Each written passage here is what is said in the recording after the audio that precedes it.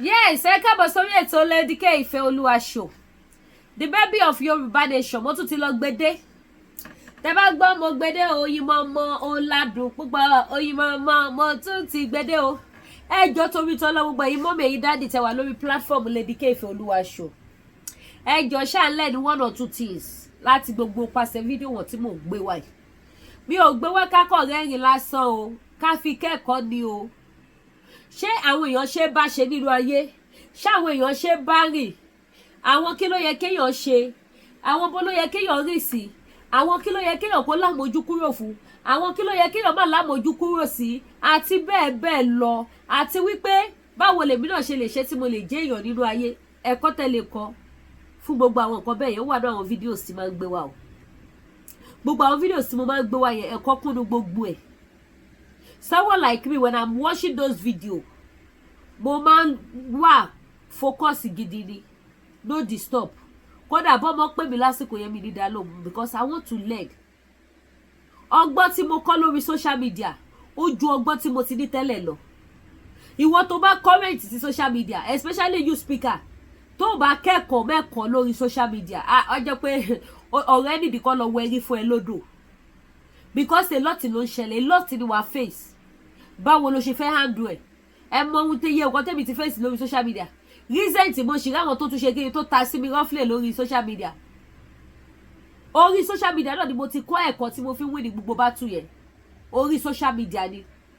So, ẹjọ́ tó rẹ lọ́jẹ́ ká máa kẹ́kọ̀ọ́ ni ẹ dẹ̀ máa gbàgbé gẹ́gẹ́ bí mo ṣe máa ń sọ nítorí àwọn tó ń report gbogbo page kiri. Page titi wa is not for bully. It's not for harassment. It's just to learn one or two things and to create awareness. That is all. We are not on this platform to abuse anybody, to fight anybody. No, we are not fighting here. We are not harassing anybody. We are not here to bully anybody. We are just here to learn. To do what? To learn. You can see all this video that mo gbe wa. You can see pé mi ò sọ anything sí. Ma ko ni alpha ṣe ti wo ṣe ti gbádùn ẹ ṣe kẹ́kọ̀ọ́ irikerido mo gbede irikerido ọgbọ́nlọ́gbọ́n lèyàn fi ṣọgbọ́n. That is it. So tó bá wá mọ èmi tí mo gbé wá tí mi ò sọ wípé èèyàn kan ní favorite mi, èèyàn kan ní mo support. So ẹ jọ̀ọ́ yín tẹ́ ń wò ẹ kàn tẹ top up ni ẹ má bú anybody. Instead tẹ́ máa fi bú anybody tí bá gbé program wọn wá ẹ kàn fún wọn ní word of advice. That is all. Torí Bíbélì jẹ́ kó rí wa pé ìbùkún ni fún onílàjà mo máa sọ all the time. Ọmọ Ọlọ́run la máa pè wọ́n. So ẹ jọ̀ọ́ torí t'Ọlọ́run ẹ má jẹ́ ká búyàn. Don't abuse anybody, don't bully anybody, don't harass anybody in the comment section, please. I'm begging. Ojú òní tiwa. Now ẹ jẹ́ ká sáré ṣe kíni ká sáré débẹ̀. Ṣé tá bá ṣe wò lọ a máa display the video apartment. Ẹ̀yin tẹ́ bá fẹ́ lọ Nigeria tẹ́ bá need apartment tẹ́lẹ̀ lodge sí 2 minutes drive. Òun làwọn apartment yẹn and they are all beautiful, okay. Maximum security, 24 hours light, 24 hours internet. Ó wà níbẹ̀. Kò sí pé dé Nigeria ẹ ṣẹ̀ṣẹ̀ ṣe wàhálà máa wá internet kiri. Internet pẹ̀lú kan táwa ará ìlú òyìnbó fi mí o.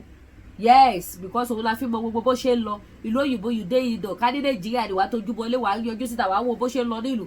But ìlú yìí kò sí yẹn bẹ́ẹ̀ internet lórí internet láti wo gbogbo ẹ̀. So àti use mọ internet so 24 hours internet. Ó wà ní dearest service apartment. Just 2 minutes drive sí International Mohammed Airport. So ẹ̀yin tẹ́ bá ní choice ẹ pè mí lórí WhatsApp number tẹ́ wò lójú screen yìí. Ẹ jọ̀ọ́ torí Ọlọ́run èèyàn tó bá fẹ́ rajà, èèyàn tó fẹ́ book apartment, èèyàn tó ní nǹkan gidi tó fẹ́ bá mi sọ nípa Yorùbá nation ní kó pè mí. You just come to my WhatsApp and say Lady K mo ní kí n kí ẹni máa block yìí ojú òní tí ẹ ṣe gan ẹ já jọ débẹ̀. Olórin tó jẹ́ wípé tó bá ṣe birthday ṣó o ṣe jíkù fún ìwé rí àmọ́ ẹ̀rí àmọ́ bí tó o ti wá àkòlédé yìí tó o jáde ní wọ́n kàn fún ẹni Tọ́pẹ́ Tẹ́mù nítorí pé o fẹ́ wá kọrin Tọ́pẹ́ Àlàbí Elizabeth Elisa ṣé Elisa tó lọ support ṣọ́pì ẹ̀ Elisa tó lọ support Elisa ṣọ́pì ẹ̀ bẹ́ẹ̀ torí pé o rò pé o fẹ́ ní connection ni kó ṣe pé o lọ support wọn bẹ̀ fún ti pé o love wọn fún tara ẹni nìkan ojú kòkòrò ló gbé ẹ débẹ̀ o rò pé máa fà á lọ́wọ́ sókè o rò pé máa gbé ẹ ga normal kò yẹ ká fúnra ẹ látẹ̀ńṣọ̀n kò yẹ ká ṣe kí ni kò yẹ ká fúnra ẹ látẹ̀ńṣọ̀n but torí kò fẹ́ máa play victim lórí social media ó yẹ kí n bẹ́ẹ̀ title ẹ̀ gan ni kó lè go gaga wípé Tọ́pẹ́ Tẹ́mù o drag mama ẹ sábọ̀d kí wọ́n bẹ tag mama sí kí wọ́n bẹ pé sí Tọ́pẹ́ Tẹ́mù mega testimony wrote RIP on Joko Tade Ọmọba. Who has never said anything about her, has never staged a show for her. Kí wá bẹ́ẹ̀ gbé sí kí Sister Joko Tade lè bẹ́ẹ̀ rí dáadáa. Kí wá bẹ́ẹ̀ mú kí wá tún bẹ́ẹ̀ ṣe kíni kí tún bẹ́ẹ̀ tàgì èyí táyé ṣe káwọn náà lè rí. Tó gbogbo nǹkan tí mo sọ ìwọ̀n ọmọ tẹ́lẹ̀ ṣùgbọ́n èmi mo rí mo lọ sórí péjì ẹni. Kí wá mú Fọlá náà kí bẹ́ẹ̀ tàgì ẹ̀. Nǹkan tí wọ́n fi wọn Fọlá kò sẹ́ni kankan tó ti ṣerú ẹ̀ fún lórí Facebook yìí. Fọlá ò flag péjì ẹ rí. Kò sẹ́ni tó report péjì ẹ rí. Ẹ̀yin tẹ́ ẹ̀ jámọ́ nǹkankan.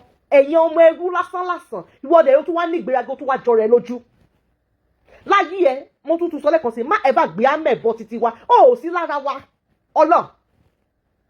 Ìgbà tí ẹ̀kọ́ máa pè sọ́dọ̀ sí sáájú àdìlẹ́ kan wọ́n ní kàkà káwọn lísì wo ṣé orí burúkú àwọn máa lọ wo àyàmà Àbíkẹ́. Ìgbà tí èmi sọ lẹ́ẹ̀kan pé kàkà kí n support ẹ kàkà kí n like ẹ máa yàmọ̀ mú Àbíkẹ́ ó ní reason. Nǹkan tẹ́ ẹ máa Àjọkẹ́ lọ sọ lẹ́ẹ̀kan nìyẹn. Ìyàtọ̀ wà láàrin ẹ̀yin méjèèjì gedegbe. Ìwọ ò ní stand ò níbi tó stand sí. Olójú méjì ni ẹ́, alábòsí ni ẹ́, ṣekúṣẹyẹ ni ẹ́. O wá torí pé wá sọ̀kan tó wá torí nǹkan tó fẹ́ jẹ́ ti fún lọ́rọ̀ ibi lè ń dé. O tún wá ní ìgbéraga kún. O tún wá ní ìgbéraga o tún wá nìkun. Mega ta ló ń bẹ jagun? Ta ló ń jagun? Ta ló wá fún ẹ tó fi wá fún wọn? Téèyàn bá ń jà lórí Facebook wọ́n máa ń fi ọgbọ́n jà ni. Bọ̀ ìwọ wá o mọ àwọn top. Irú èmi tí mo sọ ìgbà tí wọ́n máa address Sister Joko ní bí mo ṣe máa address wọn. Jọ̀ọ́ tó bá bí ẹ léèrè pé kí ni ẹ̀ṣẹ̀ tí Sister Joko Tade Ọmọba Adams tí wọ́n ṣe fún ẹ tó fi kọ RIP tó fi rokúrò ẹni ẹlẹ́ni tọ́mọ ẹ wà nínú oyún tó ní ọmọ méjì graduate ní school tó fi rokúrò wọn. As a matter of fact jẹ́ kí n ràn ẹ́ lọ́wọ́ jẹ́ kí n bẹ́ẹ̀ tag Cyber anything. Ẹ bá mi tag Cyber anything comment section. Sister Joko Tade wọ́n ti kọ RIP lórí o. Tí Joko Tade bá wá mú ẹ lọ́la. Tí Joko Tade bá wá iye lọ́la tó wá ṣe obituary wọ́n wá kọ ìwòyí èyí ṣá ò lájọ jẹ ìwòyí èṣí lájọ dámọ̀ràn ìgbà tó dáná ló wá dáríwó la ò rí mọ́ bẹ́ẹ̀ ló ṣe máa rí fún wa àtìlẹ́yìn o. Báwo ló ṣe máa fi o? Ìwọ ń jà ẹ wá kó sí sùtánà ẹ kó sí gbárí yẹ wèrè aṣọ tẹ́ pé wọ́n fi yan Ọlọ́run lógo irú ẹ̀yin báyìí lẹ baṣọ agbára jẹ́. Ẹ wá lọ sí church ẹ má lẹ́ lọ kéde yín rere ìwà abú ìwà wèrè wo òfò dẹ̀ wà lára yín. Wàláì tó bá ṣe ṣó fún mi màá dẹ́ lóhùn mọ̀nà káì. Ẹ̀yin èèyàn mi abẹ́rẹ́ pé ó yẹ kí n bá táàgì màmá ẹ́sà bọ́ọ̀dù.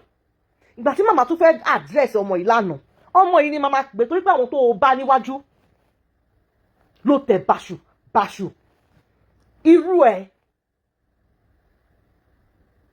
Irú ẹ kó o máa pe ẹ́sà bọ́ọ̀dù ní aṣẹ́wó olóṣó.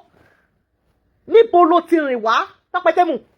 Níbo ló ti ṣọ́ wá láyé ẹ má jẹ́ kí n rí ẹ kó tún dárúkọ àmẹ̀bọ mọ́ má gbé àmẹ̀bọ mọ́ as a matter of fact àmẹ̀bọ gò tún wá ní gẹ́ṣù àní fún ẹ ní relevance. Àní fún ẹ ní relevance.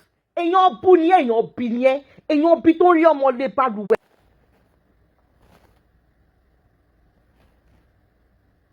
Ìwọ tó jẹ́ wípé ó mi rí ìwọ ó lánú ẹ báyìí ó wá ní Fọlá o bó ṣe rí gbogbo ẹni máa pray fún yín bí o lálẹ́ yìí òun mo ṣe ní kẹ́ ṣí ẹ ṣó yìí mo ní 2 hours sí mi ìlò mọ́ kí ni Fọlá ṣe fún ẹ tó fi búlì ẹ Tọ́pẹ́tẹ́mù lójú ara ẹ o rò pé ó dájú Fọlá lọ wàláhì ẹ̀mí ẹ̀ òkó wọ́n sì wà lẹ́nu oko ó ṣẹ̀ṣẹ̀ ń dóko nẹ̀ ẹ̀mí ẹ̀ ò gbé wàláhì charisma ẹ̀ ò gbé ìwọ ti dànù náà jẹ́ ká fi abẹ́rẹ́ tí wọ́n fi gún àwọn èèyàn jẹ́ káwa náà fi gún ẹ kó wá wo bó ṣe rí ẹ má rò pé ẹnu yín mú kò sẹ́ni tí ẹ lè sọ̀rọ̀ sí lórí Facebook torí pé ẹ ní ọpọlọ ẹ fẹ́ trend ẹ fẹ́ káwọn èèyàn follow yín ẹ rò pé bóyá pé bákan ni Mega ṣó 4 péré ló jẹ mí ẹ̀kan yẹn preamble ni eléyìí reloaded ló bá wá di ọ̀la wá ẹ̀ṣẹ̀ wá reason màtá ẹ o mọ̀ kéwọn náà wá blog àwọn èèyàn mo sì lè according to bí ṣòwò yẹn bá ṣe lọ sí la máa wò bóyá wọ́n máa blog ìwọ náà RIP tó kọ́ yẹn bóyá máa wá ṣe ọmọ ká mẹ́bọ́ gbé kiri bí oyún yẹn sí bóyá máa wá wọ pátá fún wọn wá gbé olóṣòmú Sunday sí wọn náà ọmọ kíkọ tó ṣe fún ya 63 years nìyẹn. Mọ́mí Fúnkẹ́ Yọ̀sẹ̀ nǹkan tó ṣe fún ya 63 years tó ṣe bí ẹ lọ́mọ ìwọ́dẹ̀ sunkún lórí péjẹ pé o miss mọ́psí ti tiẹ̀ ṣùgbọ́n wọ́n mú mọ́psí onímọ́psí owó mama hana ìwọ́n mú yẹ oníyà tó pé 63 níjọ́ tó ń bí ìyá yẹn sáyé níjọ́ birthday Tọ́pẹ́tẹ́mù Tọ́pẹ́ China àṣemọ́tò ọ̀fẹ́ jẹ́ ká jọ Tọ́pẹ́ yẹn kó kéré tẹ́sí ẹni tó rúkọ ẹ̀ ní àlùbáríkà lẹ́fí ń pè wọ́n náà dẹ̀ ń kọrin àwọn tó lè gbé yín lọ́wọ́ sókè ó tẹ̀ wọ́n bàṣù jọ jíngù mélòó ló ti ṣe láyé lórí Facebook yìí àwọn gbogbo tó ṣe jíngù lọ́jọ́ kìíní àná tí wọ́n á sì ń gbóhùn wọn bó tẹ̀yẹ pé àwọn èèyàn ò gbéṣẹ́ fún wọn mọ́ wọn ti lulẹ̀ o ò tí ì ṣe jíngù kankan fún spíkà kankan lórí Facebook yìí rí ó dà pẹ́pẹ́yẹ gan o ò tí ì ṣe jíngù fún rí láyé ẹ̀ bó ṣe wà yẹn o ò tí ì ṣe jíngù fún ordinary pẹ́pẹ́yẹ ajá ìgbà tí wọn ò rí Tọ́pẹ́ Àlàbí lọ́wọ́ fi wọ́n ṣe option second option ni wọ́n jẹ́ tá a bá rà dán ẹ jẹ́ ká múrù ìrùdí àdán kọ́ṣà àti lupangolo tẹ̀lé option ló jẹ́ kó jẹ́ pé ó jẹ́ majority wọ́n jẹ́ pé ó jẹ́ nǹkan pàtàkì. Àmẹ́bọ̀ thank you for sharing o àmẹ́bọ̀ ṣe ẹ̀ṣọ́ yìí ó tiẹ̀ ti dà bẹ́ẹ̀ màá wá bẹ́ẹ̀ mu màá jẹ́ kó go viral tí màmá ẹ̀ sábọ̀dù máa fi rí normally tó wáyé pé o jẹ́yàn tó dáa kò kí ń ṣe irú ẹ̀ kò ń ṣe irú ẹ̀ ló máa sọ pé ẹ ṣé wọ́n fẹ́ búlì ìwọ ni ṣé wọ́n fẹ́ jáàgì ìwọ ni wọ́n fẹ́ ṣe gbákan ni ìwọ dẹ̀ mọ̀ yán ṣe ó ní jẹ̀ǹbẹ̀ táàgì gbogbo wọ́n máa rí gbogbo ẹ̀ pátápátá tọ́mọ wá ní ẹ má dá wọn lóhùn o wá fún wọn wà láì tó bá wà collect as a matter of fact nǹkan tó o ṣe yẹn o ò lè bá tíìmù mi dánrú ẹ̀ wò kó o fara re lọ o ò lè bá wọn dánrú ẹ̀ wò sábẹ́ anything dà gbogbo wọn ni máa táàgì pátá o ò lè lọ́lọ́fẹ̀ẹ́ o ṣe fún bọ́sẹ̀dì náà o ṣe fún Fọlá màá táàgì Fọlá náà wọn kéèyàn ní dá ẹ lóhùn bọ̀ kò rí nǹkan tẹ̀ ń ṣe kò rí nǹkan tí ẹ̀ ń ṣe kí ni kò rí nǹkan tẹ̀ ń ṣe ṣé Fọlá ò mọbi tó lè jẹ́ ìtẹ́lẹ̀ kò ní ó bá fẹ́ ṣèkà kò ṣe lè lẹ́ni tó wọ́n àkàn tó ń jẹ́ kí ìwọ náà sọ pé Fọlá ń rìn wòwò ìwọ tó ń daṣọ bóyá kí ló ti jámọ́ nínú ayé.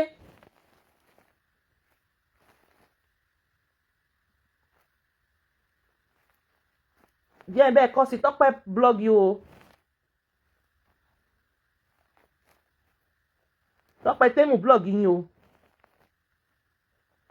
mo ti bẹ́ẹ̀ gbé sí mo ti bẹ́ẹ̀ edit ẹ̀ ó yẹ jẹ́ kí n wọnú ṣóòtù mo fẹ́ ṣe lọ kí n má bàa pẹ́ púpọ̀.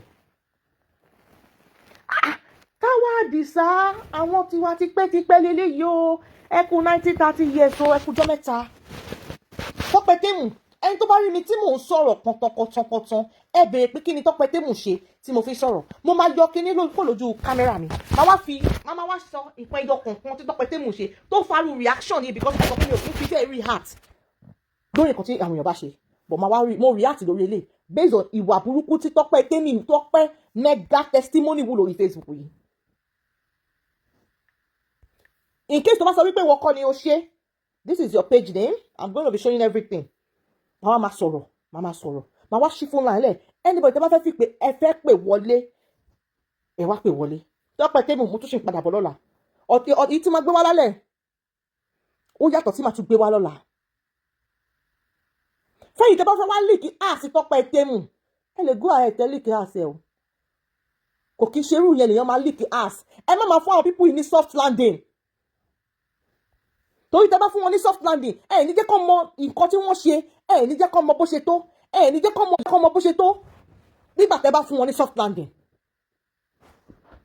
wọn kò lè wá fún àwọn tẹ́ nífẹ̀ẹ́ sí Tọ́pẹ́ mi tí ìyẹn kankan mega mi tí ìyẹn kankan tó fi jọkàn báyìí blog yẹn rí láyé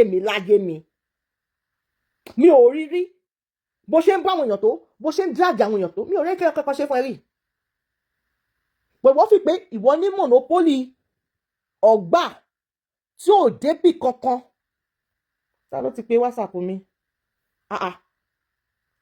Tọ́pẹ́ mega you don't call my WhatsApp èmi ò mọ̀ pé o ti pè mí please can we talk my phone line is on 1 2 3 mega testimony ti pè mí lẹ́ẹ̀mẹ́ta èmi ò rí tèmi bá ti kó lórí show mo ti drop call nìyẹn please can we talk if you want to call me I'm on live chat ẹ jẹ́ kí n fi àwọn nǹkan ìdí ẹ̀dí ẹ̀hàn mo máa ṣe analysis o tí mi bá ṣe analysis show yẹn tán wàláì Jésù Kristi ń gbọ́ máa ṣe analysis show yẹn parí lọ́la Tọ́pẹ́ ẹ̀yin èèyàn mi ẹ bá mi share show yìí o ẹ̀yin ọmọ ewé wọn ti wá fún wa o ó donation Tọ́pẹ́ Tẹ́mù wá fún wa ó kí wa sílé Tọ́pẹ́ Tẹ́mù kí wa sílé ó kí wa sílé o Tọ́pẹ́ Tẹ́mù ó kí wa sílé ẹ jọ péèjì talẹ̀ rí ẹ̀yin èèyàn mi péèjì talẹ̀ rí péèjì talẹ̀ rí yìí sẹ́ ẹ máa dá mi lóhùn kí ló wá sọ ní March 26 ni màmá máa ṣe birthday ìyẹn mega testimony tó náà búlì òun o ó wá sọ wípé let's wish our mọ̀mọ́ aláṣàpín ṣàpépà happy birthday o Iyewe nation tí ò ní solution to her problem keep aging Esapako. Join me to celebrate mọ̀mọ́ please don't mind her cap she got it from Temu. Ó wá rẹ́rìn sí ẹjọ́ orí page ta ni mo ti play kọ́mọ̀ ni pé mo lọ mú lórí page orí pé mo screenshot ní March 26 Tọ́pẹ́ kí lẹ sábọ̀dù ṣe fún ẹ mo fẹ́ kọ́kọ́ má tiẹ̀ kọ́ má dá mi lóhùn lẹ́yọ kọ̀ọ̀kan bẹ́yẹn kí ni Iyewe ṣe fún ẹ fọ́tò Iyewe tó post kò sí fọ́tò Iyewe kankan tí màmá fi ṣe birthday tí Tọ́pẹ́ blog oníyẹ sábọ̀dù tí ò ní problem sí ṣòro ayé ẹ̀ Tọ́pẹ́ ṣé o ti pé 63 láyé bó ṣe wà yẹn tó o bá máa fi pé 63 ṣé o mọ bí tó o máa wà ṣé o mọ nǹkan tó máa ṣe lọ́wọ́lọ́wọ́ ṣé o mọ bá yẹ ṣe máa rí tó bá máa fi pé bí i 45 or 50 bó ṣe wà yẹn ìwọ tó jẹ́ pé o sì wà ní tender age o sì struggle láti gbé mic ẹ sì ń pa o sì ń off mic o sì ń gbé auto sí soprano o sì struggle láti jẹ́ kó mọ̀ ẹ́ nínú ayé o ṣe cooking vlog o ṣe tea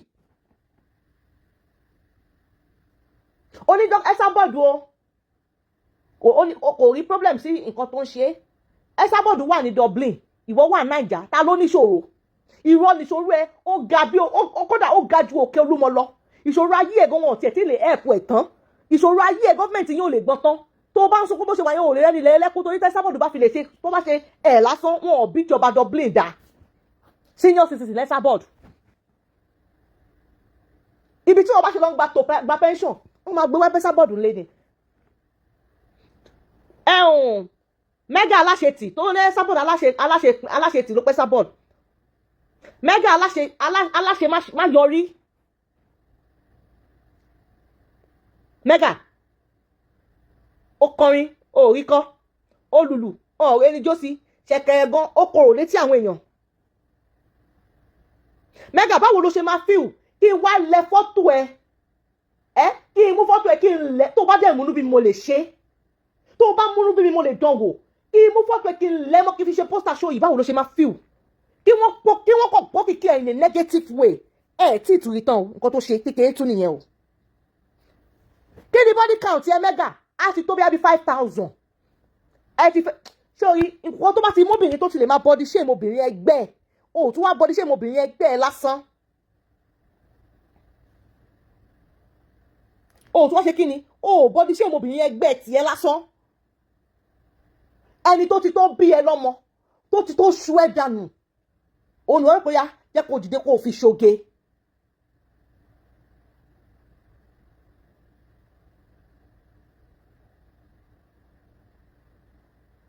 ìwọ nǹkan tó ń crave fún yẹn wá rí tó jẹ́jẹ́ la jókòó jẹ́jẹ́ làwọn èèyàn jókòó upcoming sì yẹn tó sọ ẹ sábọ̀dù ń sọ fún ọlọ́run pé òun ṣí àgbo màmá náà wọ́n ṣí àgbo táwọn fẹ́ fi rìtáyà ìwọ jókòó síbì kan orun kò fẹ́ ba ayé àwọn kan jẹ́ torí pé òun support ibi tó ti lọ support yẹn wọn ò pè yẹn bẹ́ẹ̀ o ò dẹ̀ lè wá fẹ́ nìyẹn mi kì í ṣe fáǹsẹ̀ nìyẹn o mi ì dẹ̀ fẹ́ jẹ́ ní mi ì fẹ́ mọ mi ì fẹ́ support orí láìsàn lọ́jọ́ pé èèyàn kan ó ń ṣe sófẹ́ mẹ́ṣẹ̀m ṣé wọ́n lè ṣe sófẹ́ mẹ́ṣẹ̀m ni ṣé o lẹ́mìí ẹ̀ mẹ́ṣẹ̀m ni tó bá dalẹ̀ tó bá tún ṣe ìyẹn kan overlook ẹ ni ìwọ ló kọ́kọ́ wá fẹ́ mẹ́ṣẹ̀m látàárọ̀ ọjọ́ bẹ́ẹ̀ Tọ́pẹ́ mega upcoming actor upcoming best friend ẹlẹ́wọ̀n tó kọwọ́ bọ̀ bu ọmọ kékeré bẹ́ẹ̀ yóò kọ́kọ́ wá fún ẹ lórí Facebook Bísí ló kọ́kọ́ fi ṣe show Bísí wá ra fún ẹ títí ní ó wá ní àwọn student yẹn wá fún ẹ ìwọ ò fẹ́ láfaradà tó o bá ti búyàn lórí Facebook tó ti dandan kan bú ẹ tó o bá gbé fọ́tò èèyàn lórí Facebook wọ́n á gbé fọ́tò ẹ ó gbé mi ò gbé fọ́tò ẹ wọ́n rẹ̀ pé kínní mo wá rí tó wá ní òun ṣe gàràgà ó ní kábìkẹ́ bá dárúkọ ti tiẹ̀ ìwọ máa fi ọlọ́pàá gbé Àbíkẹ́ wọn ò bí ẹ dá wọn ò ṣe kínní wọn ò bí ẹ dá wàá fi ọlọ́pàá gbé tani gbá Lábìkẹ́ èmi ò mọ Lábìkẹ́ rí o bọ̀ wípé ìwọ ti bú àwọn tó jù ẹ lọ lórí Facebook yẹn èèyàn kan wá ń sọ rẹ ó wá ní kó má dárúkọ títí ẹ mọ́ kí ló wà nínú orúkọ ẹ kí lórúkọ ẹ nílé aláró ta ni ẹ ìyàwó ta ni ẹ ọ̀gá àwọn wo ló jẹ́ Ṣàkí náà máa ń ṣe bí ọ̀rẹ́gún máa ń ṣe bí ẹran wọ́n máa ń pè gbogbo ẹran tó ní ìwo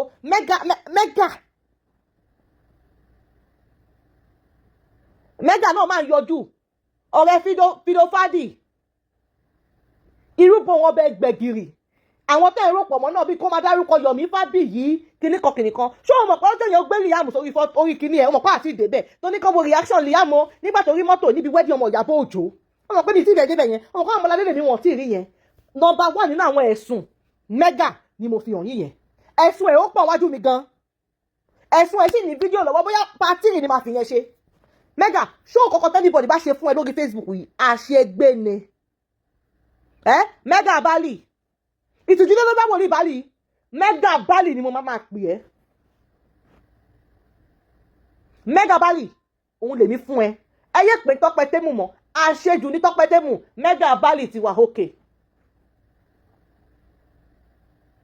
mega 99 làwa mọ̀ àwọn ò mọ̀ mega anything kankan ò mega anything mega bali ni ẹ mega bali ni ẹ torí wà ọmọ bẹ́lí àlì ló wù èṣù ti wọnú ọkàn ẹ tó bá tún wọ sùtánà má jẹ́ kí ní ká kó gbiná mọ́ ẹ rárá o lọ́jọ́ ìyẹn àwọn babaláwo. Now part 2 ẹ mọ̀ pé part 1 nìkan tí mo ṣe sọ yẹn part 1 nìkan kékeré tí mo ṣe fi hàn yín pé kéré tíntìní lára kan tí mẹ́gà ṣe ẹ wá gbọ́ part 2 ṣé òyìn máa ní part 2 o àwọn máa ní part 2 tó máa gba ski gan pàápàá mẹ́gà bali ṣé òyìn máa ní part 2 ok ẹ tún wá wọlé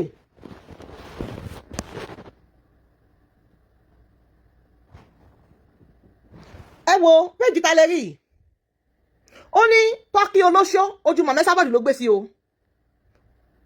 unattracted mommy go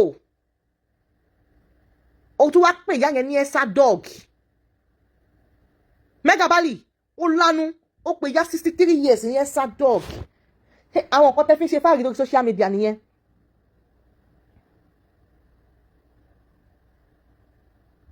oníyà 60 something years olóṣó mega àwọn wo ló ń bá ẹ sùn tó fi rò pé ayé ẹ bẹ́tà ayé màmá Esabod 63 years gbà tó yẹ pé kí wọ́n ṣe ti lè pe gbogbo èèyàn lólóṣó ẹni tó ga ẹ̀ bá ti ń bá ọmọ kékeré tó bá ti ń ṣe kinní kan tó ń ṣe bàbá Ìjẹ̀ṣà is my best friend ọ̀rẹ́ ẹlẹ́wọ̀n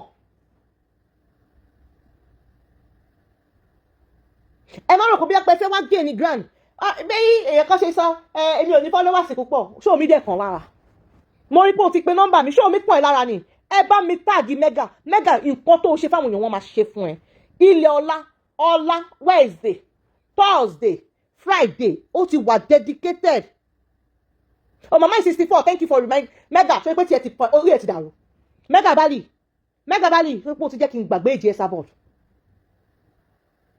àwa tó o bá lórí Facebook gan mega jagunjagun ìwọ ò bá wọn bẹ̀rẹ̀ ogun yẹn àwa tá àwa ń bẹ̀gbọ́n à ń tẹ̀ jẹ́jẹ́ ni wọ́n ní fracas ò bímọ re mo tún kẹ́kọ̀ọ́ kan lára nǹkan tí èyí táyé ṣe sọ lálẹ́ yìí ẹ mọ̀ kí mo sọ láti láti pé àwọn ọmọ mi ti ń dàgbà fracas ò kì í ṣe nǹkan téèyàn máa ṣe kiri mọ́ pé wọ́n choose láti gbórí wọlé àbọ̀ òfin gbá fẹ́ǹsì ni ẹ wá gbọ́ nǹkan tó bí mi nínú lẹ́yìn tí mega sọ mo bá o mega bali láyé ẹ má ẹ bá sọ pé wọ́n búlì ẹ mọ́ má ẹ bá sọ pé kí ni mọ́ má ẹ bá sọ pé wọ́n búlì wọ mọ́ jẹ́ kí n lọ sórí péjì sista kọ̀rọ̀kù ìwọ ni wọ́n búlì ti wọ mega ìwọ tó pè yẹ oníyàá lólóṣó òwa náà búlì wọ ẹgbọ́n nǹkan tí mega sọ bí o ẹgbọ́ o. ṣòwò ṣe gidi. ẹgbọ́ o. mo lè sọ fún yín mo ní ní ìbá yín ṣe fúrákàsì ìbá yín ṣe fúrákàsì bí sì wà ìtẹ́ṣe wá ń dúrà dì mí báyìí kò yé mi. orí ẹ ti will you keep quiet will you shut up mega bali will you keep quiet only one drag ìwọ amẹ̀bọ èèyàn yìí mega ìwọ sọ wípé wọ́n drag ìwọ dẹ̀ kọ eléyìí fún ìyá 64 years o jọ torí Ọlọ́run eléyìí tó kọ fún màmá Esabod yìí péjì amẹ̀bọ ọmọ ilé lásán atrocity gan o ẹ wò péjì ta lélẹ̀ mọ̀mọ́ aláṣàpín ṣàpépà ok jọ torí Ọlọ́run kí ló ṣe fún màmá yẹn bíbà ìyá 64 years kí ló tún náà ṣe yìí tọ́kì olóṣó number 1 unattracted mommy go notorious ẹ̀sà dog orí ẹ̀ gbalẹ̀ ó dẹ̀ náà ṣe fracas ṣó wá ń preach nínú nǹkan tó ṣe yẹn ni jọ ṣó ń preach níbẹ̀ yẹn ni ẹ wò kó tó tún kọ síbí ọjọ́ bẹ́ẹ̀ jẹ́ Esabod tún lé yìí o ẹ bá mi welcome amẹ̀bọ̀ ọ̀gá wa ọjọ́ April 8 ó ní Esabingo too dey talk Esabingo too dey talk ìyá àjàrà búkà ìyá òfò ìyá òṣì mọ́ nǹkan kan tó kọ́ ni o awáyé má lógo olòṣì ẹ̀dá you better don't add me to your nonsense máa fi update bá payín ewé yín ti bàjẹ́ ojú ti là oní makeup òfò jọ mẹ́gà kí ló ṣe fún màmá yẹn ń bẹ̀ yẹn jọ torí ọlọ́run praise and worship ló kọ́ jẹun wá dá ẹ lóhùn ó ní yẹn sábọ̀ too dey talk kí wọ́n tó bí ẹ kí wọ́n tó bí màkọ́rí ẹ lẹ́sàbọ̀dù ti ń sọ̀rọ̀ mo kì í ṣe speaker màmá ewé o ṣùgbọ́n kò kì í ṣe ìwọ ló máa wá claim victim nígbà pé wọ́n dédé wá fún ẹ kò kì í ṣe ìwọ ó lẹ́sàbọ̀dù sọ̀rọ̀ ìgbà tájá ṣe kinní kan níbo ni ẹgbẹ́ títí ẹ wà báwo lọ ṣe máa ń sọ ó ní agbékunlé mú ẹ Mega Bali níbo ló wà Mega Bali ìgbà tẹ́ sábọ̀dù ti ń ṣe show bóyá ó sì máa ní ìmọ̀bí tó sì máa wà everybody wà láṣì young àti tó age màmá ṣùgbọ́n àwọn kan fi ń ṣe fáàrí ṣé màmá òkè máa sọ nǹkan tó máa bí mi nínú ni tí màmá kìíní kan míì tó ṣe update a máa kùn náà ni tó bá tún yá àtúnlọ àtúnlọ kò sí kọ́ta máa fi màmá àtúnmá lọ mi ìdórí péjì màmá lẹ́yìn tí màmá ní àwọn òrí ni wọ́n máa welcome everybody ní bòtó pé èyí tó tún láti dánmọ́ bẹ́lẹ́ àárì Mega Bali ìtìjú tẹ́ bá wòlíì balẹ̀ o ìtìjú tẹ́ bá Mega Bali o ìtìjú tẹ́ bá wòlíì ìtìjú tẹ́ bá Mega Bali ìdí iná lórí rẹ̀ rún ìtìjú tẹ́ bá Mega Bali Mega Bali kò wáyé pé ìtìjú ńlá ló jẹ́ fún ẹ nígbà tí wọ́n sọ wípé ò ṣe fracas èmi wá láì láti sọ fún ẹ pé wọ́n ṣe fracas èmi wọ́n ní ẹ ọ́n drag ìwọ ṣé wọ́n ṣe kankan ni èmi náà láti sọ fún ẹ pé wọ́n ti drag àwọn tó jù ẹ lọ lórí Facebook yìí ẹ̀yin tèmi ẹ̀ tó ti rí kankan o preamble lásán lẹ ṣì rí yẹn upcoming singer tó fayé ẹ̀ ṣe rádaràda so kó tiẹ̀ tó wá jọ ìníwọ̀n ṣe bó ti ń le títí tó ò tí ì bá ìwọ tó ò tí ì bá tó tún wá ń drag àwọn èèyàn ìwọ táyé ò tí ì sẹ́tù tó wá sọ wípé ewé sábọ̀dù ò jẹ́ àwọn wòlíì ẹ tó ń ṣògùn fún ẹgan ewé wọn ti sunko torí tó ẹ pé àwọn wòlíì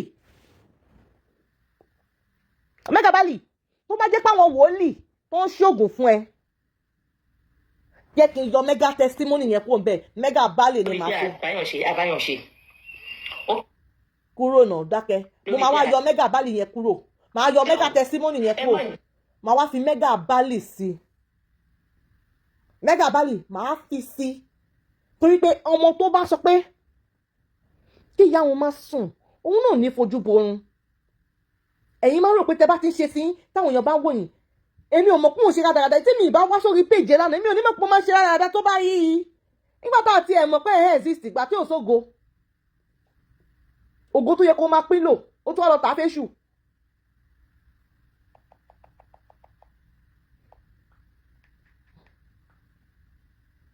ó tún wá lọ tà á fẹ́ṣù warrior tó lọ yẹn ṣó lọ bẹ̀ tinútinú àní mo máa túùsì Àbíkẹ́ bí fún ọ̀wọ́sẹ̀ ó tún wá jọrọ ẹ lójú wọ́n tí skin yẹn dàbí àwọ̀ ẹṣin àwọ̀ kí ẹranko ló máa ń rí gbágungbàgun yẹn náà irú ẹ̀ náà body shame irú ẹ̀ náà body shame Fọlá ta rọ́yìn ẹ̀ bó ṣe dúró tó mo challenge ẹ Mega Bali mo challenge ẹ wá da ọyàn lẹ àbá àrí ẹlọ́jọ́ tó wá pàjáwìrì ní tó wá gbékunlé mú ṣáàrin nígbà tó dọyàn lẹ ni jẹ́ kí Fọlá da ọyàn lẹ tó ó nà ẹ pa ìjàpá ayẹyẹ da ó nà ẹ dànù wọ́n fi copyright sí kinní mi ó tún wá sọ kọ̀ọ̀kan bíbà ó ní ìyá òfò pẹ̀lẹ́ ọmọ òfò ó tún wá ní ìyá òṣì pẹ̀lẹ́ ọmọ àdánù ọmọ jálajàla torí ẹ lanu ẹ máa bá wọn parent oní parent ẹ tẹ love and like mi ṣàbẹ̀rẹ̀ star lọ́wọ́ yín kí ni kẹ́ fún mi ní star náà ìkórìn nígbà tí Tọ́pẹ́ Tẹ́mu bá bú wa tó reviews máa wá dá lóhùn kò ní gba response tó máa pé ó máa gbà tó máa complete now kí ló dé tí o ṣe nígbà tó bá wá fún mi lọ́la tó bá ní kó wá bú mi lọ́la ẹjọ́ àdìẹ wà láìta ló máa fi dùn mọ́ mi gan ni. àwọn òkè máa ń drag èèyàn ẹni àwọn bíbà bó tó bá fi pé wọ́n ní sense wọ́n lọ́pọlọ ó kò lè ṣe bó ṣe wọ̀n ẹ́ ó kò lè tẹ́lẹ̀ báṣubáṣu bó ṣe wọ̀n ẹ́ àwọn gan wà lè àwọn ò fẹ́ máa ṣe fracas níbọ̀ wọ́n tún sí fracas láàyò ó yàn láàyò ni ó wá ní yóò fò pẹ̀lẹ́ ọmọ àdánù tí ò tí ì rí kan ṣàjẹ́ ìwọ tó o sì ń ṣàgbé alágbèéniwọ̀ jọ́tọ̀ náà brand mẹ́rin ló ti polówó fún láyé ẹ̀ ànáyé ẹ̀ níbi àgbo òtún sílẹ̀ yìí tó sọ pé àgbo màmá ò ṣiṣẹ́ mọ́ yẹn ṣó o ti lórí ìwọ tó yẹ kó lọ ra àgbo gbogbo mi fún mi ògbó ẹ tó ti sọnù kó lè padà wá àgbo gbogbo mi fún mi ló need táwọn èèyàn bá wá bẹ̀rẹ̀ sí ní tó bẹ̀rẹ̀ sí ṣe ń jálajàla mo ní mega gbogbo yín lórí Facebook mega bali ní kẹ́ máa pè mega bali ẹ má pè Tọ́pẹ́ mọ́ Tọ́pẹ́ yẹn ẹni yẹn lóye ọ̀fẹ́ lára Tẹ́mù gbogbo ayé ló máa ń bu ọjà Tẹ́mù bó jẹ́ pé nǹkan fèkì náà lọ máa ń rà Tẹ́mù nǹkan fèkì níbi kan ọ̀dọ̀ orí kan gbẹ́sẹ̀ lọ orí kan polówó báyìí gbọ́dọ̀ bá fẹ́ fi Tẹ́mù ṣe mídùú nèmọ̀ ẹ̀ ṣùgbọ́n mega bali ni torí pé ìwà ẹni tó lálùbáríkà kí ló tún wá sọ ń bí ó ní awáyé má lógo mẹ́gà tó o bá ní ògo ni ògo tó yẹ kó o ti wọ orí tó bá yẹ kó o lógo o ò ní máa lo ògo lókà bí ògo Òkòròdú.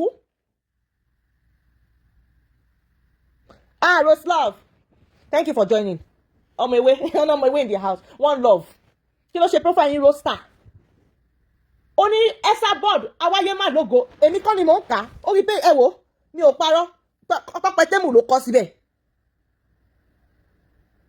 ó ní esa board awáyé má lógo gbẹ́ kò lè jọ mí lójú fún ẹ torí pé ojú inú ẹ ti fọ́ ojú ẹ̀mí ẹ ti dànù so ò lè rí ẹni tó bá lógo láyé ìwọ lógo 1 bedroom flat àbí pátápátá wàá máa gbógun 3 bedroom flat àbí kọ́ máa gbé ẹ sí new site Tọ́pẹ́ bali mega bali ìwọ lógo Òkòròdú mọ́ Ṣàngó ògo revival ògo ẹ wá kọrin ní praise night ògo títí ẹ kò tí ògo títí ẹ ò tó bá wọ studio ó tẹ̀ tí wọ studio náà mọ́ wíkẹ́ orin ẹ̀kọ́ tó kọ bọ́ Ọlọ́run ò jẹ́ kógo yẹn kó tàn fáráyé rí nítorí pé ìwọ ti fẹnu ṣátà àwọn tó lógo lórí tó ṣe kẹsẹ̀tì ṣùgbọ́n kò dùn bẹ̀ kẹsẹ̀tì yẹn ò dùn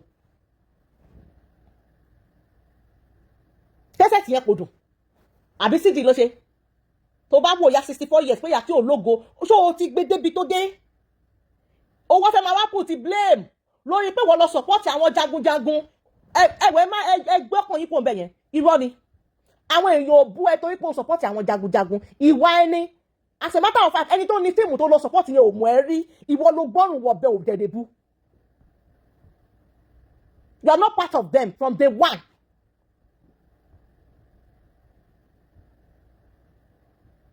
ògo ṣọ́ọ̀ṣì àwọn mo rí orin ẹ̀kọ́ tó lọ́kàn gbogbo àwọn tó wà ní ṣọ́ọ̀ṣì tó ti lọ́kàn yẹn bọ̀ pé 10 tó bá dàbí ọmọ lè dẹ́gbẹ́ wá mo jókòó sórí péjì ẹni nọ́mbà mi mo kàn máa fi cruise àdébí tún máa lọ́wọ́ wọn lórí TikTok tó wà tí kejì ẹ̀ bá ń ṣe TikTok máa lọ bẹ̀ máa lọ wò wọn máa kọ̀ rẹ́rìn máa ní àwọn ọmọ yóò gbádùn o kìnìkan máa dẹ̀ ṣeré tèmi máa dẹ̀ kúrò ń bẹ̀ lọ́tọ̀ títí ó wá ṣe sọ pé ẹ má búlì mi mọ́ra ìwọ tó ti ń búlì Fọlá látijọ́ ọjọ́ yìí mo ní jẹ́ kí n lọ sórí péjì mo fẹ́ lọ wá ṣòtò ṣe fún Fọlá mo bá rí ẹ̀kẹ́ ẹ̀ ń bẹ̀ pé aṣọ ti dán kan báyìí wò Tọ́pẹ́ bali aṣọ ti dára báyìí ó dẹ̀ wá ń pretend wà máa kọrin Jésù bàbá mi ò Jésù mi ò tẹ́ ẹ tí o gbọ́ irú àwọn Tọ́pẹ́ bali ìyàwó ò fẹ́ wọn láwùjọ àwọn Tọ́pẹ́ bali wọ́n máa sin Ọlọ́run pẹ̀lú mámọ́nì àwọn Tọ́pẹ́ bali wọ́n máa sin Ọlọ́run wọ́n máa ṣàbòsí wọ́n máa ṣèké Tọ́pẹ́ bali ń parọ́ mega bali ń parọ́ mi ò ní pè ẹ́ Tọ́pẹ́ yẹn mọ́sẹ̀ Ọlọ́run ò dì sáà fún Tọ́pẹ́ yẹn àwọn Tọ́pẹ́ tá a mọ̀ bí àwọn bíi Tọ́pẹ́ Àlàbí Tọ́pẹ́ Nọ́tíkà bóyá kó máa lọ jó lọ́dọ̀ àwọn kó máa lọ jó lẹ́yìn àwọn tó ẹ̀yìn Òbésèrè kó máa jó lẹ́yìn Òbésèrè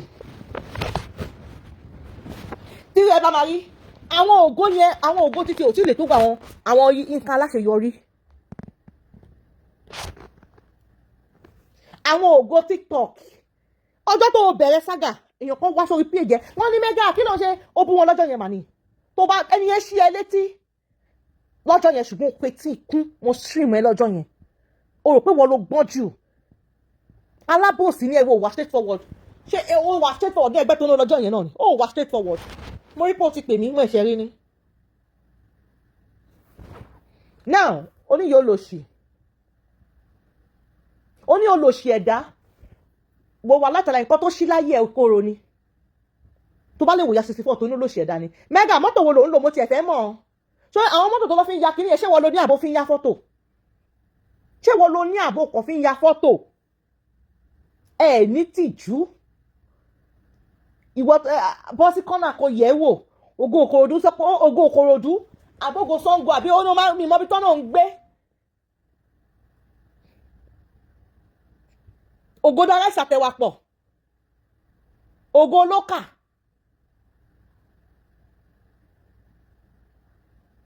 Ògo pepper soup òun nìwọ ní tó bá ti gbé débi táwọn kan ti gbé dé àwọn kan máa sọ fún ẹ pé tó bá wá fún ẹ kó wá fún ẹ kìnìkan wọ́n fẹ́ bá yí ẹ jẹ ni bọ̀ pé o máa drag èèyàn kan lórí sága yìí o ò ní gba respond yẹn tó tọ́ ẹ̀ dànù bébì láyé ẹ má dẹ̀ sọ pé o ò sí nínú fracas o wà lórí strider o ti wà lórí Facebook ti pẹ́ mẹ́gà kí ló dé tó o post ìwòwò dọ́kàsì sórí péjì ẹ̀ mo sì ń bi ẹ́ léèrè and I really want to ask you that question. Is there any reason behind it? Have you met her before? I'm asking you. I was shocked when I saw it on your page. And you call yourself a gospel singer. You are a devil. You are devilish. Mi ò tí decide ti Dorcas. Orí ti Mama Esabod la ṣì wà. Mi ò tí débi Fọlá. Mi tí ìdórí ti Fọlá. Wọ́n ṣe, why are you people dragging me? Why are you taking it? Who the heck are you? Who the hell are you? You better don't come and add me to your nonsense talk o. Kí n máa fi update pa yín. Ewé yín ti bàjẹ́. Tọ́pẹ́ Bali, ìtìjú ló mú wá bá àwọn wòlíì ẹ̀ o. Àwọn wòlíì ẹ̀ wọ́n béèrè àwọn wòlíì tó máa lọ ń re orí eku orí ẹja tó ń tẹ̀lé tó lọ́ forí balẹ̀ síwájú wọn. Ewé wọn ti bàjẹ́ irú ẹ̀ làwọn wòlíì ẹ̀ tí n bá mọ wòlíì ẹ̀ wàláì máa gbé wá sórí péjì mi tí bá mọ wòlíì ṣọ́ọ̀ṣì ẹ̀ máa gbé wá sórí péjì mi máa blog wọn máa jẹ́ kó mo bí fracas máa rí nínú àsìmọ̀ sí mo 8 máa gbé picture àwọn èèyàn máa gbé ìgbàlẹ̀ lọ́gbọ́n wọn ò tí ì blog ẹ̀ wọn ò tí ì drag wọ̀ tó fẹ́ kí n kọ́kọ́ drag ẹ̀ ká declare sobe fún ẹ but fracas kí ló wà ní fracas kò sí fracas mọ́ kẹ́yìn tó dé tó bá declare sobe fún ọwọ́ ṣé wọ́n máa dúró ni ṣé you get body bó tẹ̀ ṣe máa wá feel important yẹn wẹ́ẹ́ ṣáná alára yẹ́gẹ́yẹ́gẹ́ náà gbáraga àbí alára yẹ òun náà máa gbáraga oníwíìgì bí kankan ó gbé wíìgì sórí bí ẹ máa wọ́n pa ẹ mọ́ àwọn àpò tó máa ń mú yẹn and you call yourself a gospel singer wà látàláì ó yẹ kó báǹdì ẹni wẹ́ẹ́ ṣáná ṣẹ̀kẹ̀rẹ̀ ló ń lù lẹ́yìn one church ṣẹ̀kẹ̀rẹ̀ ni oní makeup òfò wẹ́ṣà irú tí ẹ̀sìn tó bá máa fi wọ́n Eyi Jezabod bóyá o ti máa fọ̀pá rìn tó yẹ ti bara jẹ́ ti bayé jẹ́ ẹ ti bọ̀run jẹ́ gan pàápàá gbogbo nǹkan ayé ẹ kò wúlò ṣọ́kà sọ bàgán ti lọ Tọ́pẹ́ ẹ jẹ́ ká wá pò lórí ẹ̀rọ Mama Esabod Tọ́pẹ́ ṣo fẹ́ Esabod ìwọ orí burúkú tẹ máa ń wù lórí cyber tẹ máa rò pé ẹ̀ ń wùwà are ẹ̀ ń wùwà gidi ẹ bá mi tún wo eléyìí o ẹ̀yin tẹ wà níbà torí tọ́ máa ń yẹ wọ́n ti wá fún wọn Tọ́pẹ́ ta ló wá fún ẹ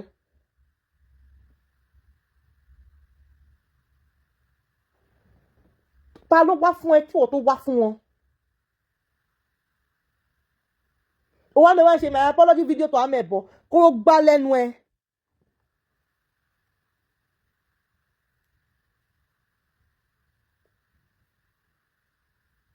àbúrò ẹ̀ yìí gan tiẹ̀ ni fún kò tiẹ̀ dín náà pé òsínú fracas you they best your brain ta ló bẹ́ẹ̀ ṣe agbárí ẹ̀ kó òsínú fracas kí ni wọ́n nu fracas náà tó máa ní kó wá ṣàn tó fracas ó mọ àpàdé àti àlùdé fracas ó máa pàdé àti àlùdé fracas àní mò ń bí ẹ léèrè ó kẹ́ Esabod ṣe ẹ àbí ṣé Mama Esabod ṣe ẹ wẹ́ẹ́ bóyá torí pé wọ́n ń búyàn